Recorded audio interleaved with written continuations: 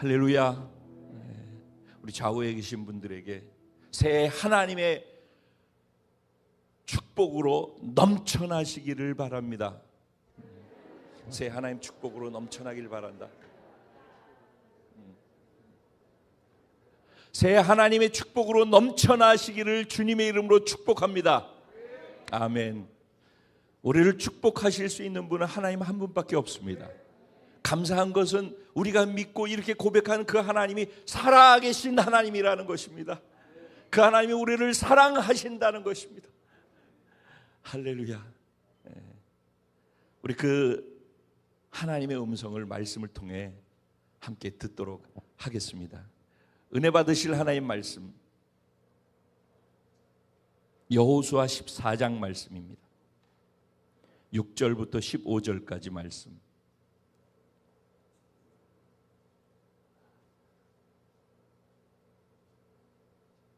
저는 이 시간도 너무너무 감사한 거 있죠. 영상으로 할 때 얼마나 답답하고 얼마나 불안하고 그런지 모를 거예요. 그러니까 평범한 게 다 은혜예요. 사실은 평범하게 흘러가는 것들 있잖아요. 지금 우리가 그냥 아무것도 아니라고 생각하는 평범하게 흘러가는 거, 그게 다 은혜의 연속이에요. 그게 한번 평범이 딱 끊어지고 멈추어지는 순간 모든 게 복잡하고 어렵고 힘들고 고통스러운 거예요. 그러니까 평범을 감사하시기 바랍니다. 전 너무너무 지금 감사함 속에서 저와 여러분이 교독하신다라는 게 얼마나 감사한지. 우리 함께 교독하실 터인데 제가 한 절, 여러분 한 절 함께 하나님 말씀을 교독합니다. 제가 먼저 6절 시작하겠습니다. 그때 유다 자손이 길갈에 있는 여호수아에게 나아오고 그니스 사람 여분네의 아들 갈렙이 여호수아에게 말하되 여호와께서 가데스 바네아에서 나와 당신에게 대하여 하나님의 사람 모세에게 이르신 일을 당신이 아시는 바라.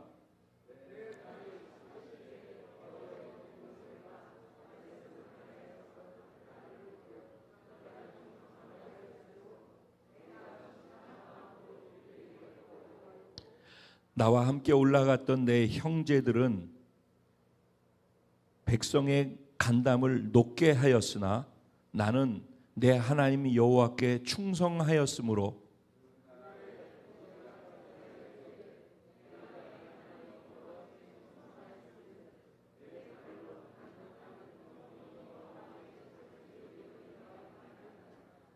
이제 보소서. 여호와께서 이 말씀을 모세에게 이르신 때로부터 이스라엘이 광야에서 방황한 이 45년 동안을 여호와께서 말씀하신 대로 나를 생존하게 하셨나이다. 오늘 내가 85세로 돼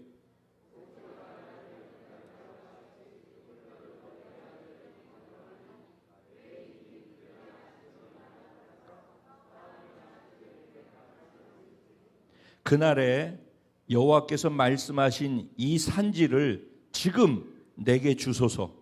당신도 그날에 들으셨거니와 그곳에는 아낙 사람이 있고 그 성읍들은 크고 견고할지라도 여호와께서 나와 함께 하시면 내가 여호와께서 말씀하신 대로 그들을 쫓아내리이다 하니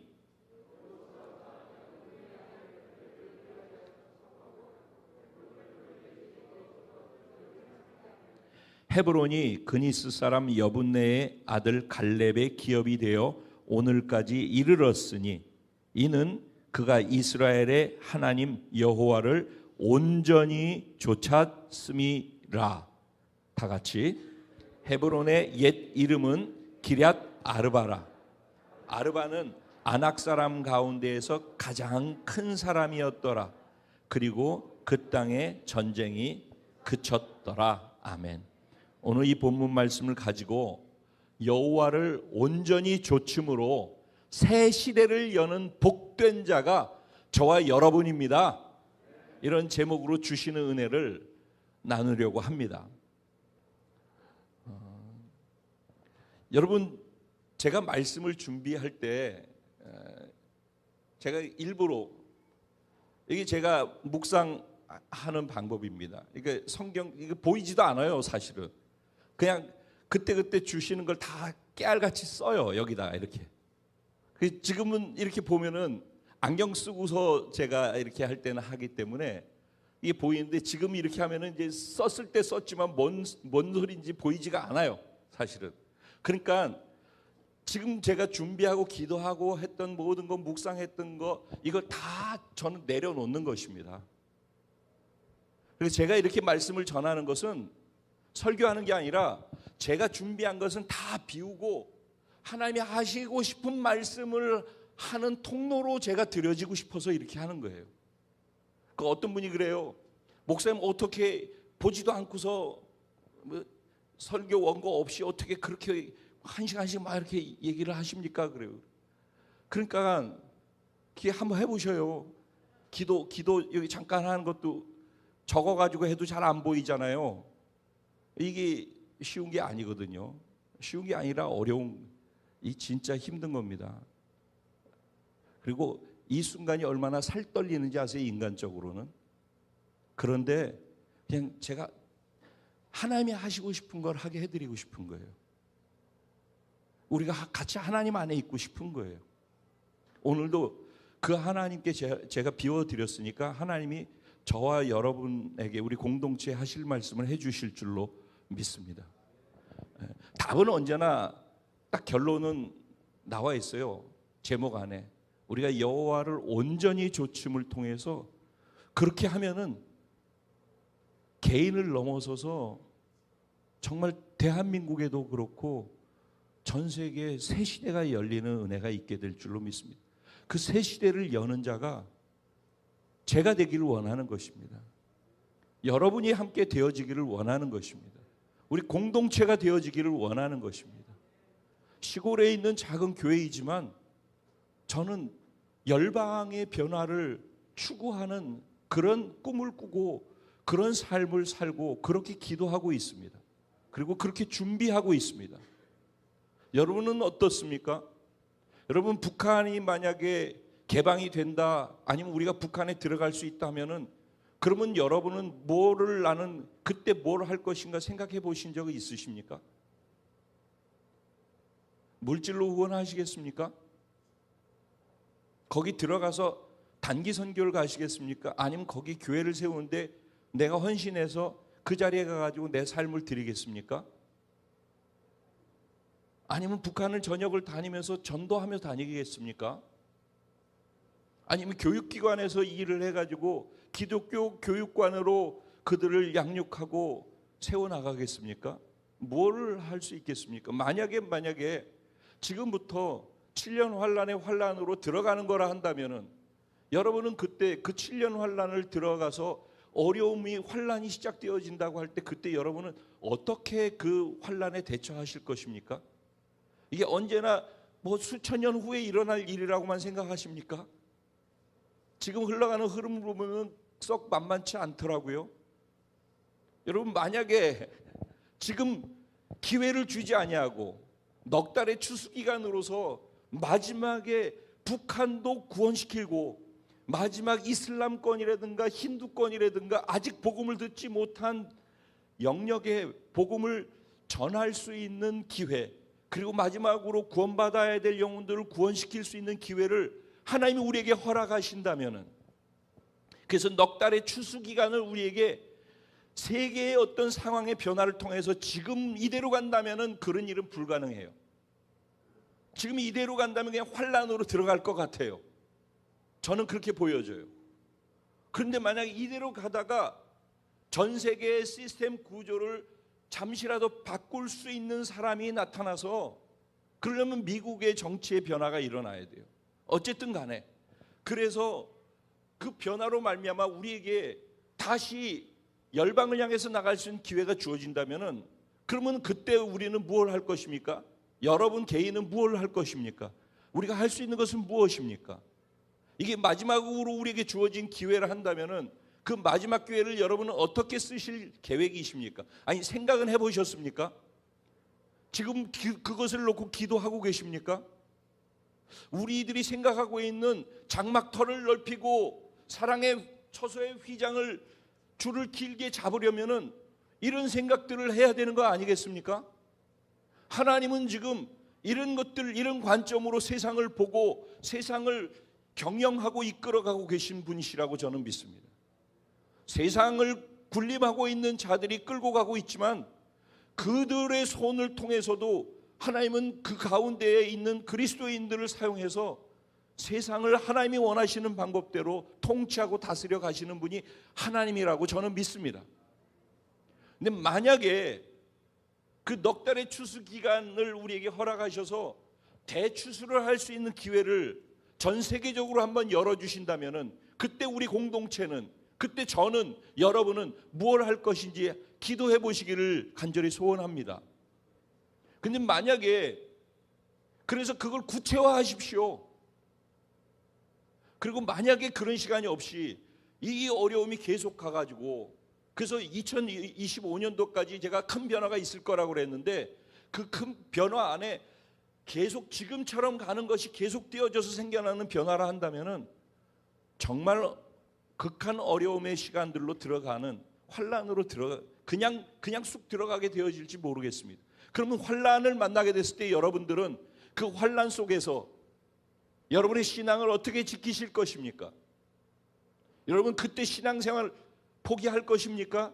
여러분 예배를 어떻게 드리실 것입니까? 그때 여러분들은 어떻게 여러분의 신앙의 패턴을 유지하며 살아가실 것입니까? 북한의 지하교회에 있는 성도들이 어떻게 신앙을 유지하는지 들어보셨죠? 한 번 정도는.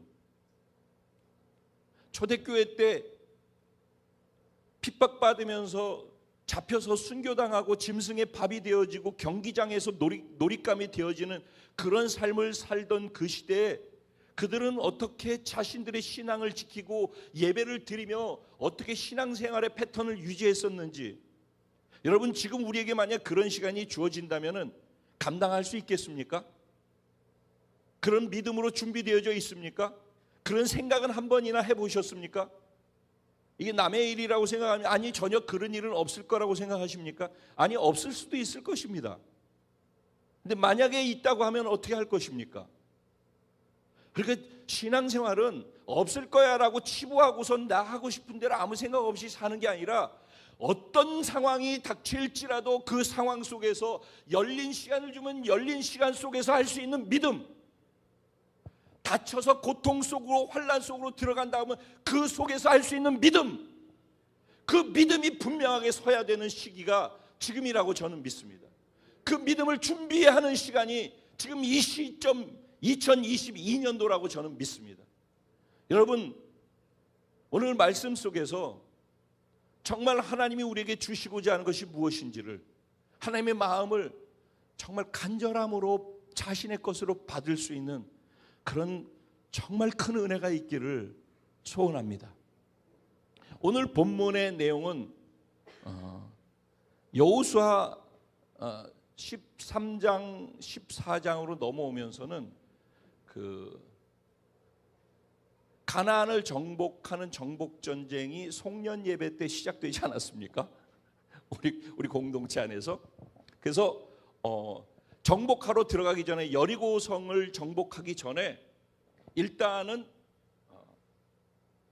길갈에 멈추어 서서 하나님과의 관계를 다시 정립하고, 그래서 할례를 행하고 유월절을 행하고 무교절을 행하면서 하나님과 자신과의 관계 부분을 정확하게 백성들 안에 세우는 작업을 합니다. 그리고 이스라엘의 군대 대장인 여호수아에게 너를 통치하고 다스리는 자가 하나님이라는 것을, 그래서 하나님의 주권을 여호수아에게 다시 확인시켜주는, 그래서 여호수아가 군대 대장이지만 이스라엘의 대장이지만은 자신의 하나님이 자기를 통치하고 다스리도록 해야지만 가능하다라는 것을 깨우치게 만들면서 하나님의 주권을 인정해드리는 절대 예배자로서 하나님 앞에 무릎 꿇을 수밖에 없도록 그런 시간들을 갖습니다. 그러니까 두 가지를 확인케 한 거예요. 첫째는 하나님 안에서의 자기의 존재에 대한 정체성, 두 번째는 하나님을 주권을 인정해 드림을 통해서 하나님의 나라의 백성으로 하나님의 군대로 살아가고 전쟁할 수 있는 비결의 핵을 잡게 만들어 주었던 것입니다. 그런 가운데에서 이스라엘 백성들이 하나님이 주시는 말씀의 순종함 속에서 이제 정복 전쟁이 시작되어져서 첫 번째 시작점이 어디였는가? 여리고성이었습니다. 여리고성은 지금 십자가로 이렇게 본다고 한다면은 이 밑에서부터 저 꼭대기까지가 저게 헐몬산 이스라엘 북쪽의 끝이라 한다면은 지금 저 십자가 가로질른 거에서도 밑으로 더 내려와서 이 중간 정도 되어지는 지점, 여리고가 있는 지점 아닌 게 중간 정도 되어지는 지점이라고 보면 되겠습니다. 그쪽으로 뚫고 들어온 것입니다. 요단강을 건널 때 이 중간을 뚫고 들어온 것입니다. 그래서 처음에는 중부 지역을 들어와서 중부 지역에 가장 강력하다라고 할 수 있는 여리고성을 정복하는 일을 하게 되어집니다. 그리고서 그 옆에 아이성을 정복하려고 할 때 그들이 그 어마어마한 여리고성을 단숨에 무너뜨리고 이기는 그 기억 속에서 자신감을 갖고 있을 때 아이성, 이 작은 성은 충분히 우리가 이길 수 있을 거라고 생각하지 않았습니까? 근데 결국은 아이성에서 패배하게 되어집니다. 그래서 자신들이 전쟁이 자기의 힘으로서 이길 수 있었던 것이 아니라는 것을 다시 확인케 합니다. 하나님 의지하지 않고서 큰 거든 작은 거든 우리 힘으로는 감당할 수 없다라는 것을 깨닫게 하십니다. 그리고 난 다음에 남부로 내려와서 아래쪽에서 남부 연합군들과의 전쟁이 있게 만듭니다. 그래서 하나님께서 하나하나를 다 싸우게 하지 않고 남부를 연합군으로 해서 5개의 족속들이 왕들이 모여가지고서 연합군을 만들어가지고 이스라엘에 대항을 해요. 왜? 소문이 너무너무 어마무시하니까 이거 우리끼리 각계 전투로 만나가지고 안 되겠다 싶으니까는 연합으로 모여서 결국은 이스라엘과 싸움을 했어요. 근데 하나님의 도우심으로 그들이 능히 이길 수 있었음에도 불구하고 하나님의 도우심과 여호수아의 믿음과 이스라엘 백성의 순종으로 말미암아서 남부 연합군과의 전쟁에서 승리를 거두게 되어집니다. 그때 그 유명한 일이 무엇인가 하면은 태양아 멈출지어다. 그 놀라운 일이 그때 일어났던 것입니다. 그리고 난 다음에 남부를 전쟁에서 이기고 난 다음에 북부로 올라가서 북부 연합군과의 싸움을 또 하게 되어집니다. 그래서 북쪽의 연합군과의 싸움에서도 또 승리를 거두게 되어져요. 그러니까는 남쪽, 중부 쪽과 남쪽과 북쪽을 다 정복을 큰 덩어리 안에서는 다 해놓은 상태예요, 지금. 그런 상황 속에서 이제 오늘 본문의 내용이 시작되는 것입니다. 근데 이게 정복이 연합군과의 전쟁에서 했다 하더라도 그 옆에 구석구석에 정복되지 않은 그 미세 족속들이 아직 많이 있는 거예요. 아직 큰 덩어리들은 다 잡았지만 작은 하나하나들이 또 남아 있는 그런 상태라고 보면 되겠습니다. 그 가운데에서 큰 덩어리가 다 일단은 됐으니까 백성들과 한 자리에 모여가지고선 하나님께서 모세에게 약속했던 것처럼 가나안 땅을 이제는 정복했으니까 분배하는 작업을 합니다. 그래서 가나안 분배를 진행을 하는데 오늘 14장 1절부터 우리가 읽기 전까지 5절까지 내용은 어떻게 이스라엘 백성들이 가나안을 분배했었는지에 대한 내용이 나오는 것입니다. 그리고 난 다음에 6절에 이렇게 시작합니다. 그때, 이 그때라는 말은 뭐예요? 이스라엘 백성들이 12지파에 합당하게 이 분배를, 땅의 분배를, 기업의 분배를 마쳤을 그때라는 말이 되어집니다. 그런데 사실은 그러니까 분배를 하려고 할 그때라고 얘기할 수 있겠습니다. 죄송한데 제가 너무 신경이 쓰여서 저 히터 좀 꺼주시겠습니까? 여기는 춥지는 않으시죠? 네, 여기는 여름입니다. 이 윗불과 아랫불까지 해서 완전 여름입니다. 자, 그때 어떤 일이 있었는가? 여호수아가 길갈에 머물러 있었다고 했어요. 여러분 길갈의 의미는 이해하시죠? 예. 이스라엘 백성들은 남부 전쟁을 했든 중부 전쟁을 했든 북부 전쟁을 했든 전쟁을 하고 난 다음에 승리했든 패배했든 그 다음에 그들은 어디로 돌아와요? 길갈로 돌아와요. 길갈이 어디라고 그랬어요? 우리의 구원의 십자가라고 말씀드렸어요. 우리가 승리할 때에도 십자가로 돌아와야지만 내가 잘해서 승리한 게 아닌 게 돼서 겸손할 수 있고, 내가 패배했고 실수했고 넘어졌을 때에도 다시 십자가로 돌아와야지만 다시 새로운 존재로서 새로운 정체성을 갖고 일어나서 다시 시작할 수 있는 힘을 얻습니다. 그러니까 언제나 길갈로 돌아오고 십자가로 돌아와야지만 우리의 신앙생활은 제대로 된 신앙생활을 할 수가 있어요. 여호수아가 길갈에 있었어요. 그리고 이스라엘 백성들은 이제 가나안 땅 전체를 놓고서 땅을 땅 따먹게 하듯이 분배하는 일들을 이제 막 하려고 하는 것입니다. 그런데 그때 유다 지파와 함께 유다 지파의 대표성을 갖고 있는 갈렙이 여호수아 앞에 나온 것입니다. 백성들이 있는 데서 나와서 얘기한 내용이 오늘 지금 우리들이 읽은 내용입니다. 뭐라고 얘기를 하는가?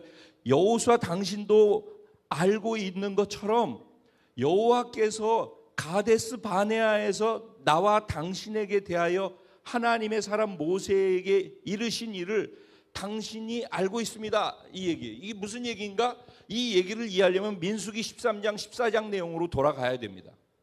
이 얘기를 이해하려면은 이스라엘 백성들, 그러면 또 이 얘기하면 제가 이쪽으로 가죠. 이스라엘 백성들이 애굽에 있었습니다.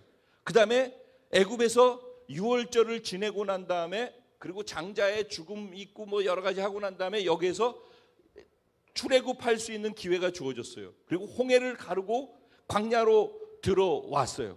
광야로 들어와서 이스라엘 백성들이 광야에서 수많은 기적과 수많은 어떤 상황들을 통하여서 하나님을 경험하는 과정을 겪습니다. 그런데 1년 되었을 때, 광야에서 1년 딱 되었을 때 하나님께서 이스라엘 백성에게 가데스 바네아라는 곳에서 가나안 땅으로 들어가서 가나안을 정복하라고 말씀하셔요. 그러니까 40년 후에 있을 일이 아니라 원래는 광야로 들어온 지 1년 만에 하나님께서 가나안을 정복하라고 하셨어요. 여러분 이걸 잘 기억하셔야 돼요. 그러니까 하나님은 출애굽시킬 때부터 하나님이 관심사는 광야가 아니에요. 여러분 신앙생활 하신 여러분 잘 기억하셔요. 하나님의 관심은 광야가 아니에요. 광야에서 아무것도 없는 사막에서 먹을 거 필요하고 물 필요하고 뭐 이거 필요하고 저거 필요하고 필요한 거 주세요. 그리고 그거 채워주면 하나님 좋아요, 감사해요. 이게 신앙생활이 아니라는 겁니다. 하나님은 애초부터 1년 동안에 하나님이 어떤 분이신지, 출애굽을 시킨 그 하나님이 얼마나 위대하시고 전능하신지를, 그리고 사랑이 많으신지를 이스라엘 백성들이 경험케 해주셨어요. 1년이란 세월은 하나님을 정확하게 알게 해주기 위한 배려의 시간이었단 말이에요. 이스라엘 백성들에게. 그래서 하나님의 전능함도 알고 하나님이 그들을 향한 사랑과 섬세한 성실함, 이걸 다 이스라엘 백성들이 경험한 거예요. 그걸 경험한 이스라엘 백성들에게 너희가 계속 이거 경험하라고 출애굽시킨 게 아니야. 너희는 하나님의 나라를 세우기 위해서 선택된 백성이니까 이제 가나안 땅, 백성이 숫자가 찼으니까는 영토를 정복하기 위해서 가나안 땅으로 들어가. 왜? 하나님의 관심사는 하나님의 나라이니까. 그래서 하나님의 나라를 세우기 위해서 영토를 준 가나안, 아브라함한테 먼저 주었던 그 가나안 땅으로 들어가라고 그런 거예요. 그 가나안 땅 들어가기 위해서 그냥 들어갔으면 돼요. 근데 이스라엘 백성들이 먼저 들어가긴 들어가겠는데 혹시 모르니까 정탐꾼을 보내가지고선 정탐하고 난 다음에 그 다음에 들어가면 어떨까요? 라고 건의를 했어요. 그러니까 하나님이 그래 그러면 너희들이 원하는 대로 해봐. 그래서 각 지파에 이스라엘 야곱의 아들 12지파 있지 않습니까? 각 지파의 대표자들을 하나씩을 뽑은 거예요. 그러니까 가장 뛰어난 사람들이었겠죠. 그 대표자들 12명이 가나안을 정탐한 거예요. 그리고 돌아올 때 40일 있다가 돌아왔어요. 40일 있다가 돌아와가지고선 뭐라고 얘기를 하냐면은 정말 하나님이 말씀하신 것이 맞더이다.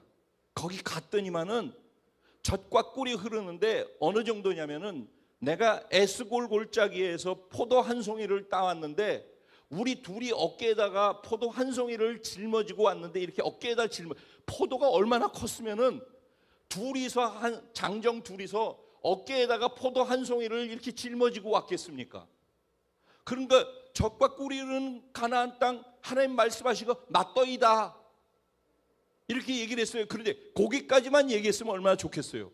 백성들이 다 듣고 있는 데서 굳이 리더라는 사람이 하는 말이 거기는 이렇게 젖과 꿀이 흐르고 포도송이가 이렇게 큰 것뿐만이 아니라 거기 사는 사람도 크더이다.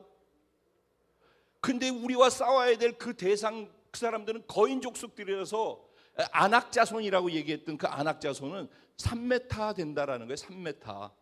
골리앗도 그런 안악자손 중에 한 부류라고, 네피림의 후손 안악자손 이러면은 키가 3m 정도 되는 사람들이라는 거예요. 우리 2m만 돼도 그 앞에 서면은 느낌 확 오지 않습니까? 근데 3m가 앞에 서 있다고 생각해 보세요. 그랬더니 이게 사실을 그대로를 얘기한 거예요. 그러니까 포도송이만 큰 게 아니라 사람도 큰데 그 사람들하고 우리가 싸우면은 우리는 그들의 눈으로 볼 때는 메뚜기처럼 보일 거예요. 거기 가면 다 죽습니다 라고 얘기를 한 거예요. 누가 얘기를 했다고요? 리더가 그렇게 얘기를 했다고. 리더가 그렇게 얘기를 하니까 옆에 있는 사람들이 다 동조해가지고 12명 중에서 10명이 우리 이대로 가면 죽습니다. 그리고 그 입에서 나온 말이 뭐냐면은 우리 돌아가십시다. 어차피 지금 낀 세대에 살고 있는데 가나안으로 가면은 그들하고 만나서 죽을 것이고, 그러니까 차라리 광야에는 아무것도 없는데 계속 이렇게 빙빙 돌 수 없으니까 애굽으로 우리 돌아가십시다. 세상으로 예수 믿기 이전으로 돌아가십시다. 예수 믿다 보니까 복잡한 일 많고 없는 것 많고 피곤한 것 많고 오히려 세상 사는 것보다 더 복잡하고 피곤하고 스트레스 받는데 세상으로 돌아가십시다. 이렇게 얘기를 했단 말이에요. 누가? 리더가 그렇게 얘기했다고요. 그랬더니 그 12명 중에 2명인 여호수아하고 갈렙이라는 사람이 아닙니다. 그 땅은 젖과 꿀이 흐르는 것뿐만 아니라 그 땅의 거민들은 우리의 밥입니다. 하나님이 우리를 기뻐하시기만 하면은, 이 말이 너무 중요한 말이에요. 처음서부터 하나님이 우리를 기뻐하시기만 하면은 하나님이 그것을 우리에게 주시기로 작정하셨기 때문에 이미 가나안 땅은 우리에게 주기로 작정되어 있는 거예요. 아멘. 작정되어 있는데 문제는 거기로 들어가는 내가 하나님이 기뻐하기만 하면은, 내가 살아가는 삶이 하나님이 기뻐하실 만한 삶이 되기만 하면은 우리가 가나안을 정복하는 것은 당연한 것입니다. 이렇게 얘기를 했다고요. 굉장히 중요한 말을 한 거예요. 그 백성이 그 얘기를 듣고 난 다음에 이 두 말을 들었어요. 두 사람이 이 말하는 걸 들었고 나머지 10명이 아까 했던 그 말하는 걸 들었어요. 그리고 250만 명이 다 뭐라고 얘기했냐면 애굽으로 돌아갑시다. 뭐 하는 겁니까 도대체 우리 여기까지 데리고 와가지고 결국은 이 모양 이 꼴로 만들려고 우리를 여기 있게 만들었습니까? 그래서 모세를 돌로 쳐서 죽이자는 얘기까지 나올 정도로 사람들이 막 난리가 났어요. 궁중 폭동이 일어나. 하나님이 그걸 지켜보다가 너무 열이 받치셨어요. 그래서 하나님이 하신 말씀 민수기 13장 14장에 보면 이제 사실 그런 얘기들이 쭉 나와요. 하나님이 너무 열이 받치셔가지고 내가 1년 동안 너희 광야에 들어와서 사는 동안에 너희들을 철마다 날마다 먹을 것을 기적으로 베풀어 줬고, 물이 없다고 그럴 때 물을 반석에서 물이 터져 나오게 했고, 홍해수를 가르면서 바다를 건너가게 했고, 그리고 매일매일 먹을 것이 나왔고, 먹고 싶다고 그러면 고기도 갖다가 내가 줬고, 너희들한테 그렇게 1년 동안 내가 너희를 얼마나 사랑하는지, 너희를 얼마나 섬세하게 배려하는지, 너희 필요한 것을 내가 어떻게 채워주고 그것도 기적으로 채워주는지 너희 다 경험했지 않냐는 거예요. 그런데 어떻게 이럴 수 있냐는 거예요. 그 경험이 단지 경험을 시켜주기 위한 경험이 아니라 그 경험을 시켜주는 하나님을 믿을 수 있는 믿음을 자라게 하기 위해서 주신 것이었는데, 맨날 내 문제 해결받는 데만 거기에 문제가 온 마음이 다 거기 가 있어가지고 문제 해결되고 나면 또 다른 문제 생기죠. 또 문제 해결하고 나면 또 다른 문제 생기죠. 그러니까 문제를 해결하는 것이 신앙생활, 이게 광야 패턴이라는 거예요. 그렇게 신앙생활하는 사람들은요, 가나안에 관심이 없어요.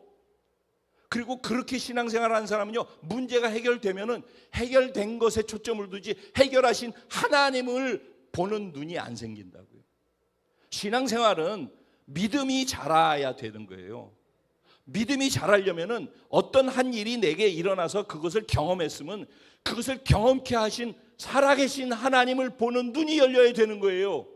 1년 동안 매일매일의 기적이 쌓였다면은 매일매일 기적이 쌓인 그 365일 동안에 적어도 365번 이상의 기적이 있었다 한다면은 365번의 기적이 쌓이는 동안에 그 기적을 행하신 하나님이 얼마나 위대하신지를 볼 수 있는 기회가 됐어야 되는 거예요.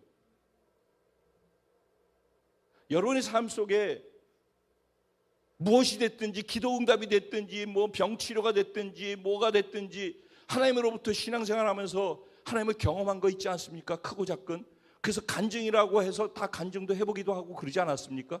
그게 단지 간증하고 끝나는 그 공수표나 부도수표가 아니라 그 간증의 하나님이 지금도 살아계시다라는 것입니다. 그 하나님을 신뢰하라는 것입니다.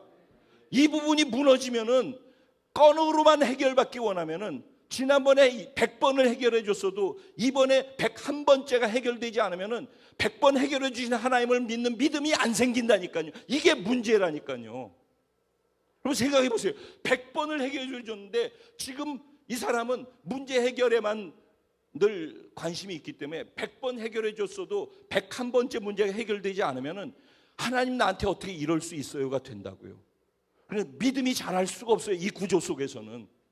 근데 이게 오늘날 신앙생활은 수많은 사람들의 신앙생활의 패턴이 되어져 버렸다고요. 사단이 그리스도인들을 이렇게 속였다고요. 그래서 자기밖에 모르고 하나님의 관심사엔 관심이 없는 거예요. 그래서 그 1년 되어진 그 자리가 바로 가데스바니아의 자리라는 거예요. 가데스바니아에서 있을 때 그렇게 하나님께서 그 마음 상해가지고 내가 너희한테 이렇게 했는데 너희가 어떻게 나한테 이렇게 말할 수가 있느냐라고 마음이 상하셔서 내가 이들을 다 쳐서 죽여버려서 전염병을 돌려가지고 다 죽여버리겠다고 하나님 그러셨어요. 얼마나 열받치셨는지.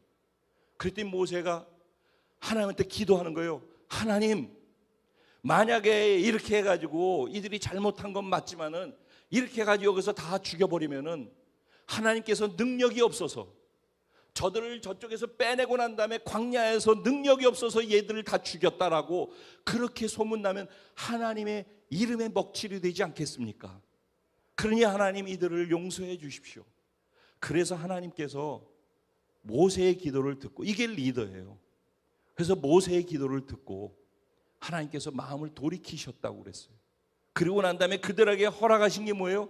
내가 광야에서 가나안에서 너희들이 40일 동안에 정탐을 했었는데 40일 정탐하면서 부정을 보고 와가지고 부정의 보고를 해가지고 이스라엘 백성들에게 부정의 생각을 오염시킨 그 날수대로 하루를 1년으로 삼아서 40년 동안을 광야에서 맴돌다가 결국 그들은 가나안에 들어가지 못하고 광야에서 죽게 할 거야.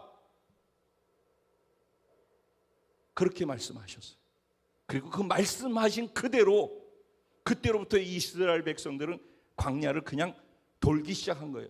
뱅뱅뱅뱅 뱅뱅뱅뱅. 나머지 39년 동안을 그냥 광야를 돈 거예요.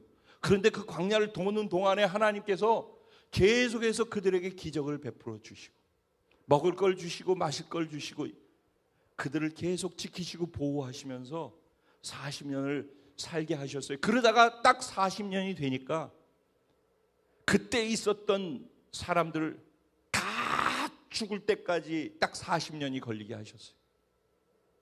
말씀하셨던 그대로 그들이 다 죽었어요. 누구만 가나안 땅에 들어갔는가? 여호수아와 갈렙과 엘르에셀이라고 하는 대제사장과 아브날이라고 하는 부대제사장과 그 다음에 제사장들과 나머지 제사장들과 레위인들은 가나안 땅으로 들어갔어요. 그리고 나머지 사람들은 그 당시에 20살 그 일이 있었을 때 20살 넘어 살았던 모든 사람 다 죽었어요. 그 당시 20살 미만으로 있던 사람들은 살았어요. 그리고 그들이 결국은 가나안 땅으로 들어간 거예요. 그래서 새로운 2세대, 광야 2세대가 되는 것이죠.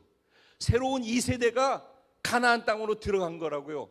그래서 가나안 땅에서 정복 전쟁을 시작해 가지고 6년에서 7년이 지났을 때예요.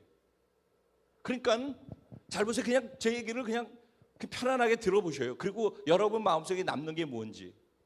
이 갈렙을 지금 얘기를 하고 있는 거예요. 갈렙이 나이가 출애굽할 때가 38살이었어요. 갈렙의 나이 38. 그리고 광야 들어가 가지고서 광야에서 1년 지나 39살.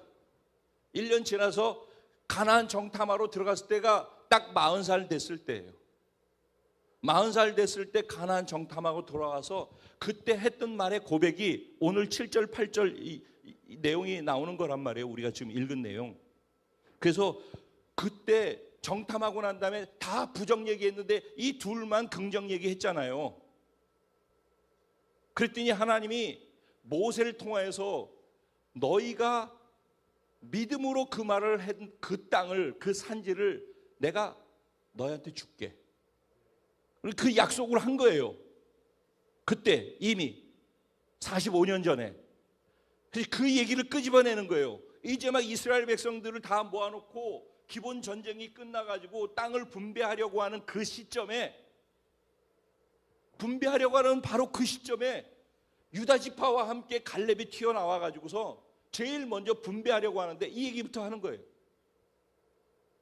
그때 그런 일이 있지 않았습니까? 민수기 13장과 14장의 내용을 끄집어내면서 그때 너 여호수아도 거기 있었잖아. 그때 모세가 우리한테 했던 말 넌 생생히 기억하지? 그때 이렇게 얘기했잖아.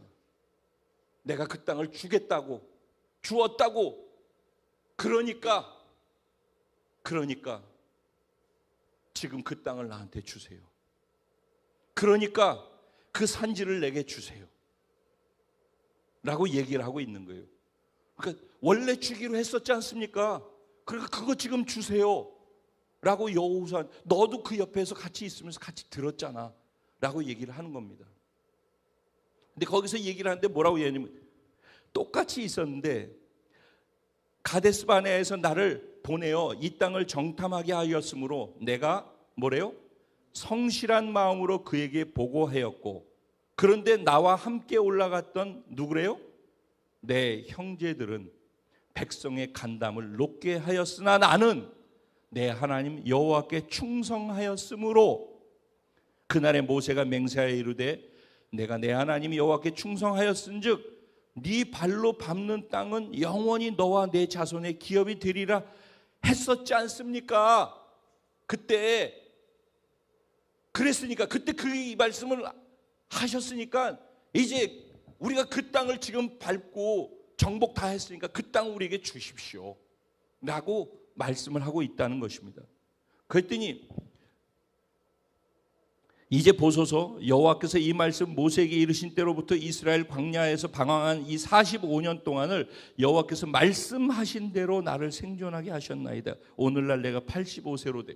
그러니까 시작할 때가 그날에 그 일이 있었을 때가 가데스바네 그때가 언제래요? 그가 40살 됐을 때. 근데 지금은 45년이 지나서 지금 뭐래요? 85세가 됐대요. 근데 뭐라고 고백을 해요? 그때나 이때나 내가 건강함도 똑같고 힘도 똑같고 전쟁에서 내가 싸워서 이길 수 있는 것도 똑같고 다 똑같습니다 라고 얘기해요. 어디 권사님 그렇습니까? 예? 백 권사님 85세인가? 그렇다고 치고 그러면은 40살 때 했던 얘기나 지금이나 똑같아요? 다르죠. 그때나 이때나 내 힘이 똑같아요? 다 감당할 수 있어요? 그런데 그렇게 얘기를 하네. 그러면 뭐예요? 근데 그 말을 하면서 뭐 하고 같이 그 얘기를 하냐? 하나님께서 그때 네가 밟는 땅을 다 너한테 다 주겠다 줬다라고 했던 것처럼, 하나님이 그때 그렇게 말씀하셨던 것처럼 그 말씀을 지키기 위해서 나를 이렇게 건강하게 하셨다라는 거예요. 여러분, 하나님이 그때 45년 전에 그 말씀을 하셨는데 하나님이 그 하신 말씀이 허투루 하는 말이 하나도 없었다는 거예요. 그때 그 말씀을 해놓고 난 다음에 지금 돌이켜 보니까 85세가 됐는데도 여전히 내가 건강하더라는 거예요.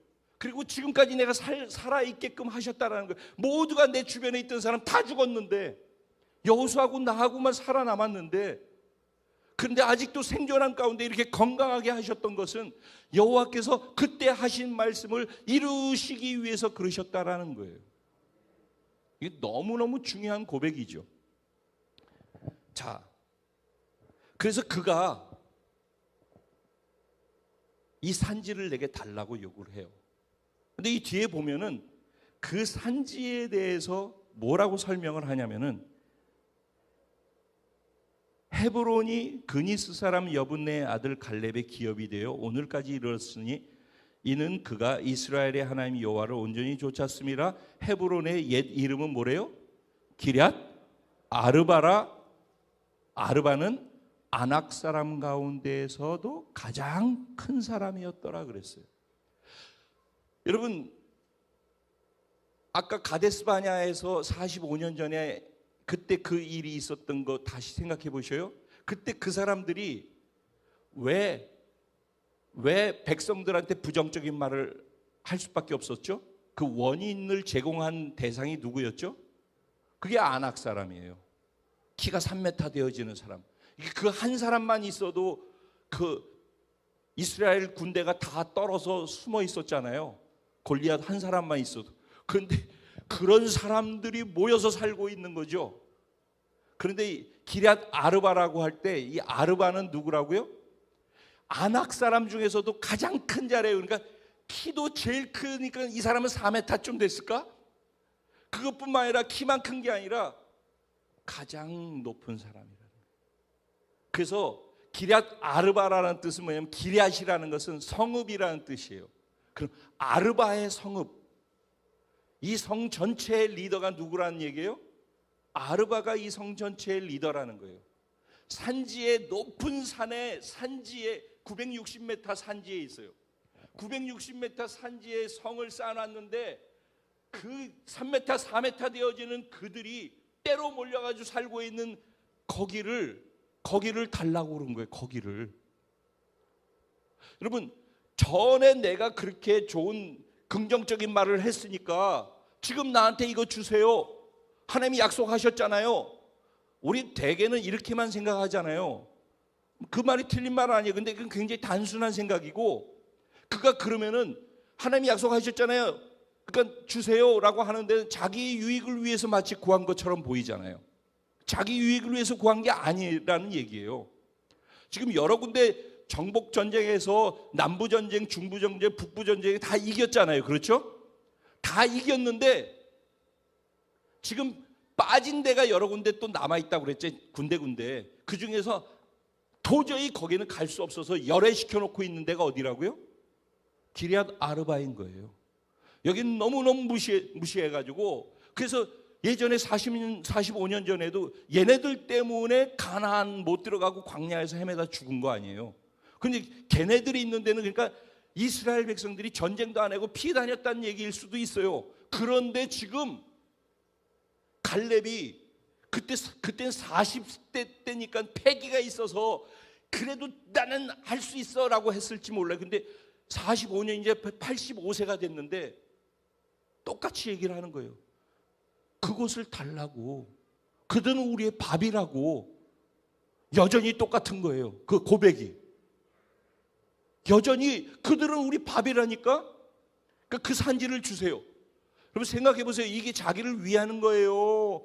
아니면은 그게 다른 사람 꺼려하고 힘들어하고 두려워하고 무서워하고 죽을 것 같고 그래서 250만 명을 다 회군하게 만들었던 그런 대상인데 그들에게로 내가 가서 그들과의 싸움을 내가 하겠다고 하는 것이 그게 자기 유익을 위한 거예요? 이게 희생이죠. 이게 헌신이죠. 이게 도전이죠. 그리고 다른 남은 지파를 섬기는 섬김이죠. 믿음이라는 것은 도전입니다, 여러분. 장막터를 넓히는 것은 우리의 믿음의 영역을 넓히라는 얘기라고 말씀드렸어요.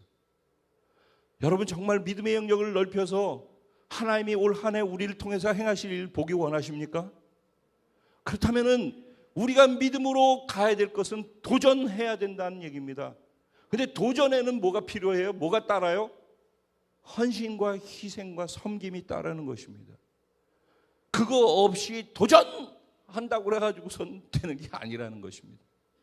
갈렙은 그렇게 자신을 헌신한 것입니다.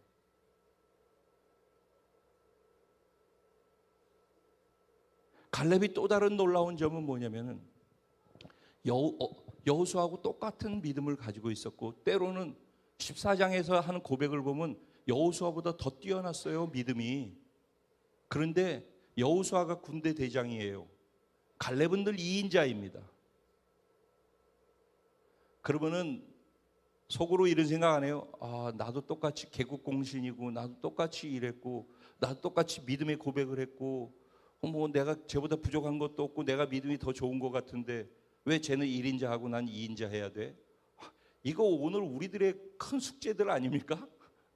여기서 다 흔들리고 넘어지고 시험 들고 싸우고 보이지 않게 조금씩 금가고 힘든 모든 일들이 다 여기서 생겨나는 거 아니겠습니까? 그런데 갈렙은 그런 거 없어요. 그냥 자기 자리에서 자기가 해야 될 일을 하는 거예요. 왜냐하면 그는 자기의 유익을 위해서 움직이고 있지 않기 때문에 그래요. 그 움직이는 목적과 목표와 방향이 하나님한테 있는 거예요.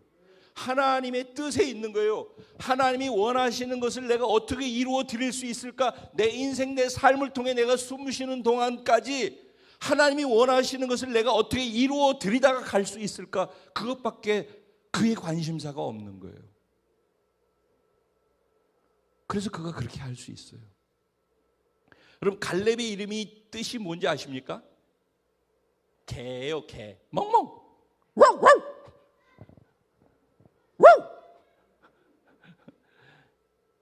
갈렙의 이름은 개예요, 개.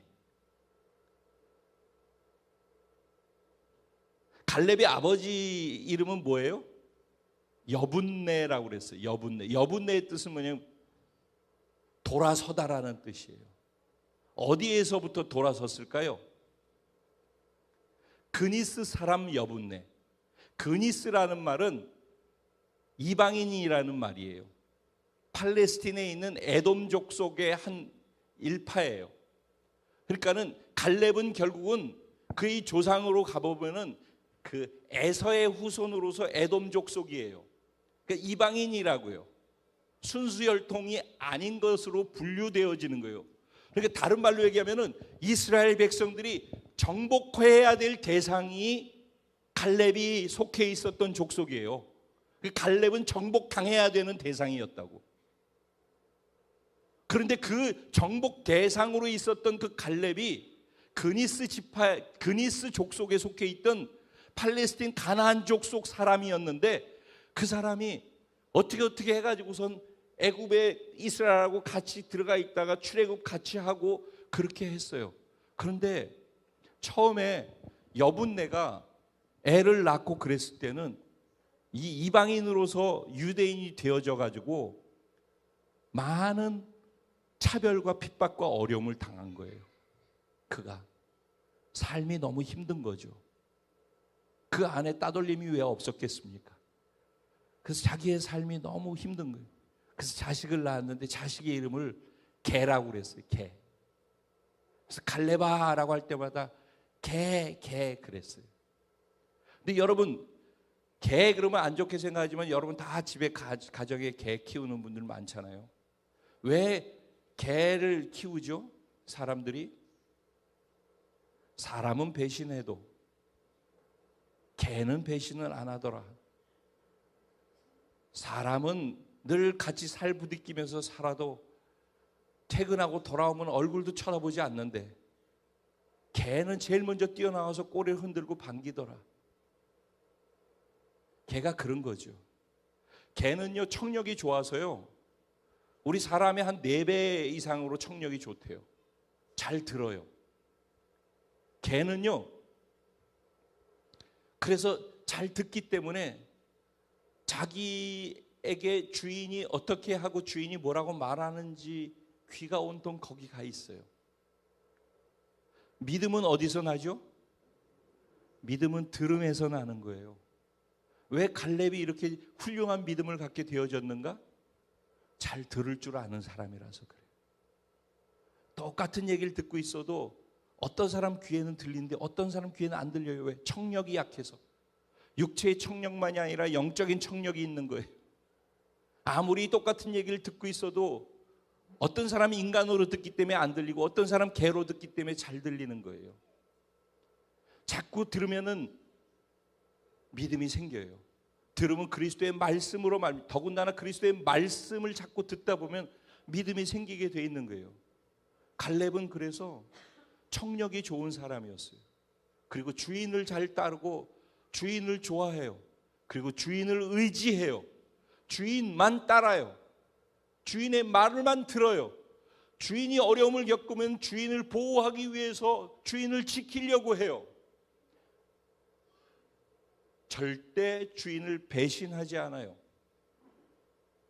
그래서 개는 주인을 잘 만나는 게 복이에요. 그러니까 개 품종도 중요해요. 순종으로 출신이 좋은 그런 개들은 그래서 좋은 집에 갈 수도 있어요. 그런데 그냥 길거리에서 막 굴러다니던 그냥 잡개들은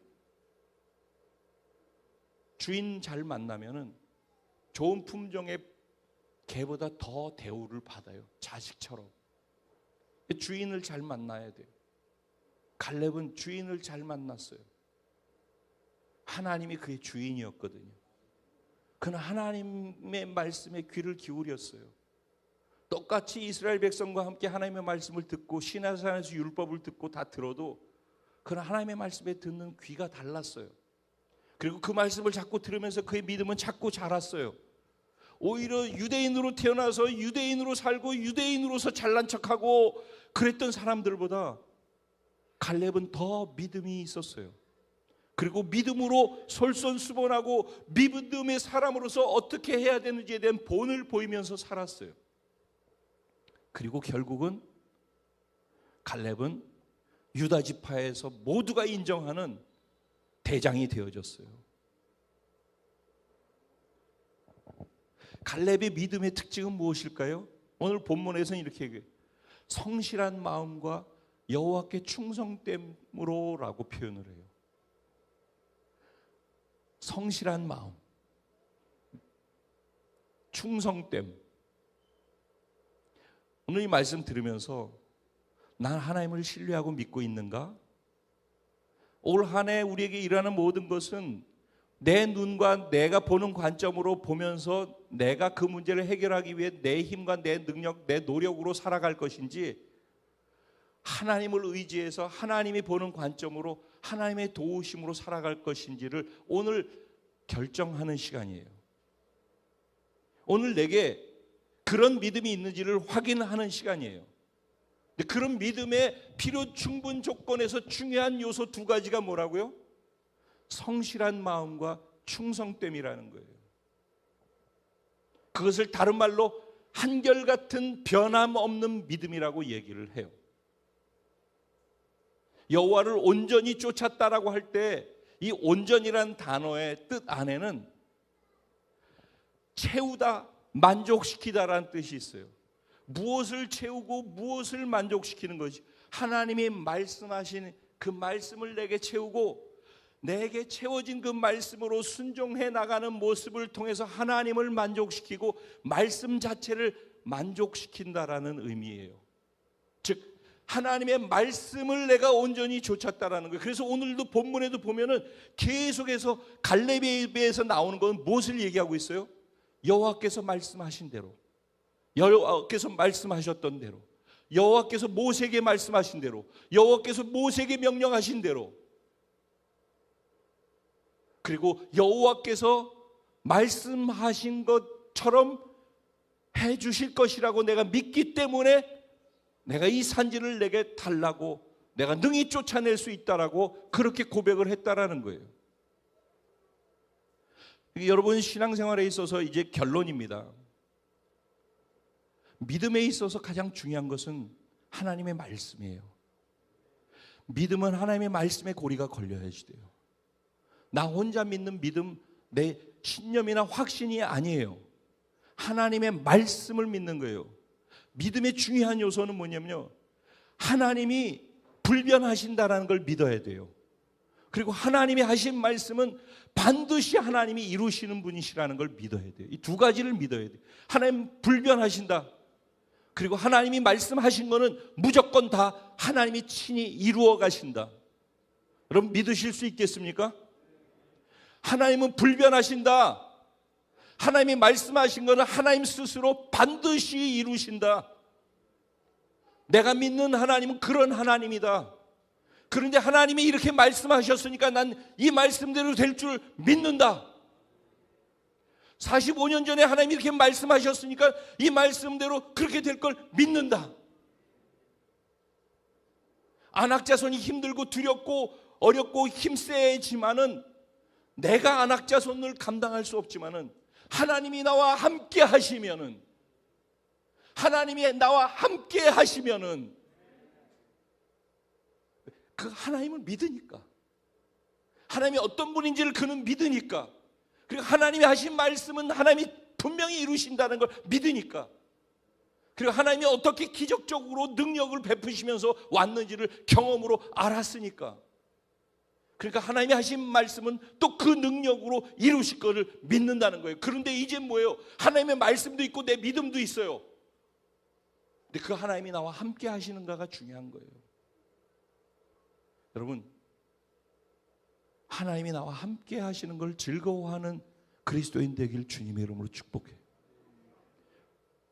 이게 여호수아에게 나타나서 하나님 말씀하셨던 거예요. 너는 내 편이냐 적군 편이냐? 우리는 늘 그렇게 질문을 해요. 하나님이 나를 도우십니까? 안 도우십니까? 하나님 나의 원하는 대로 해주실 것입니까? 안 해주실 것? 여기에 우린 관심이 있어요. 그런데 하나님은 우리에게 질문 던져요. 역으로. 너가 내 편이냐?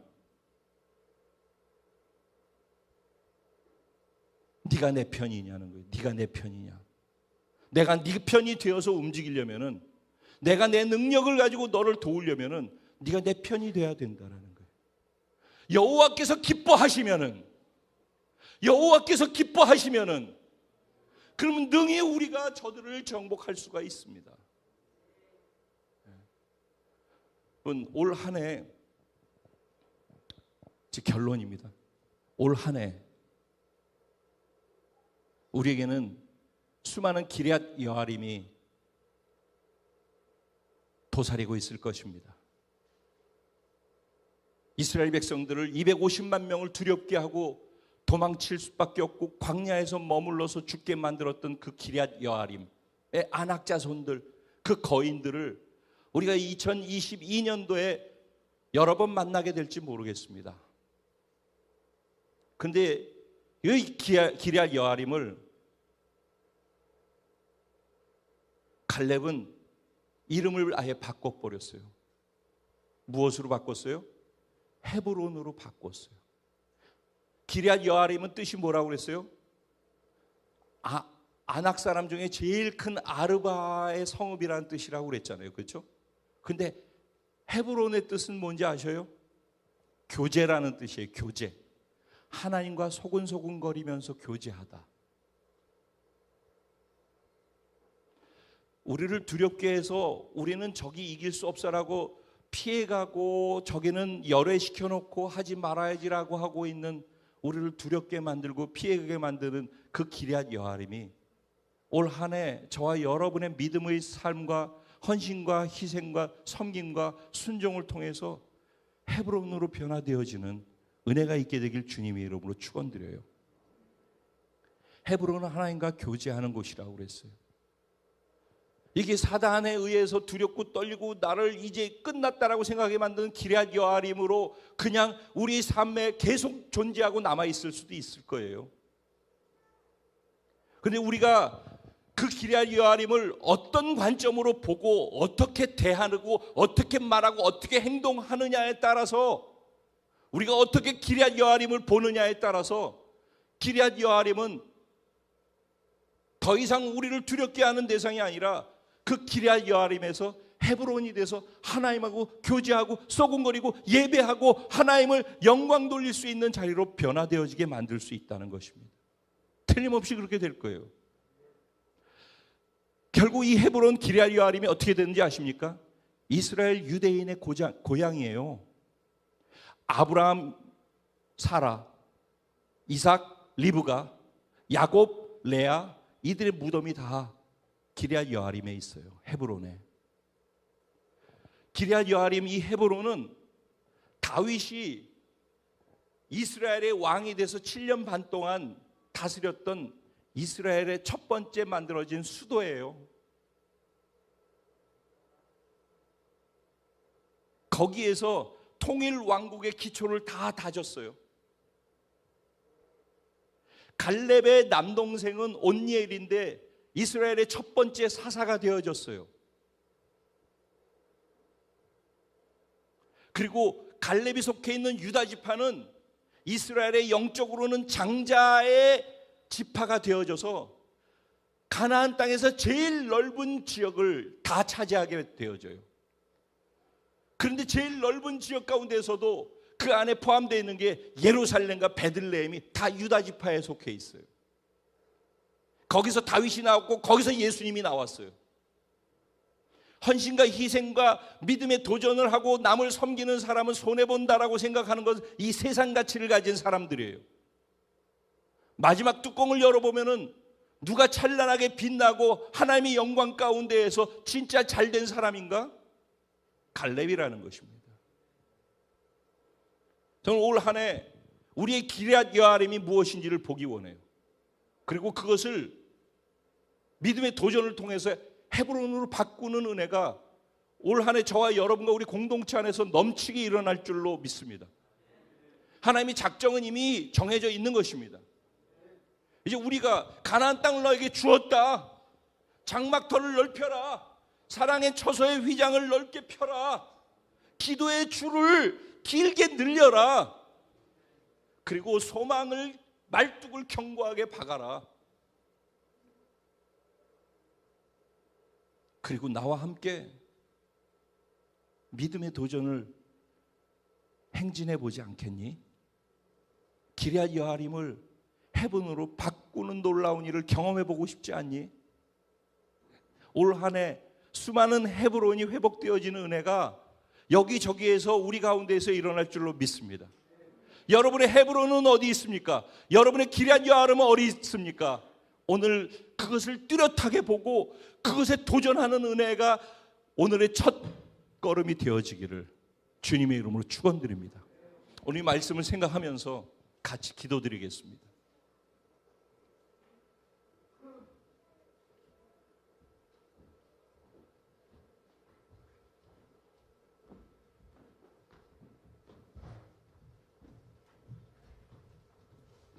하나님, 나를 두렵게 만드는 기럇 여아림이 무엇인지 볼 수 있게 해주십시오. 그리고 그것을 향해서 외치고 계신 하나님의 말씀을 붙잡게 해주십시오. 그리고 그 말씀에 성실한 마음과 충성된 마음을 갖게 해주십시오. 믿음으로 도전하되 희생과 헌신과 섬김을 통하여서 하나님의 말씀을 내 삶에 자리 잡을 수 있도록, 꽉 채울 수 있도록, 그래서 하나님이 말씀이 만족해 할 수 있도록 내가 믿음을 심는 온전히 여호와를 좇는 사람이 되게 해주십시오. 그래서 기럇 여아람이 헤브론으로 변화되어져서 내가 두렵다고 생각했던 그 자리에서 하나님을 예배하고 하나님하고 교제하고 하나님과 기도하는 놀라운 변화를 만드는, 이스라엘의 터전을 만드는, 우리 신앙의 터전을 만드는, 하나님 나라의 터전을 만드는 그런 2022년도가 되게 하여 주시옵소서. 우리 주님의 이름을 한번 부르고 기도합니다. 기도드리겠습니다. 주여!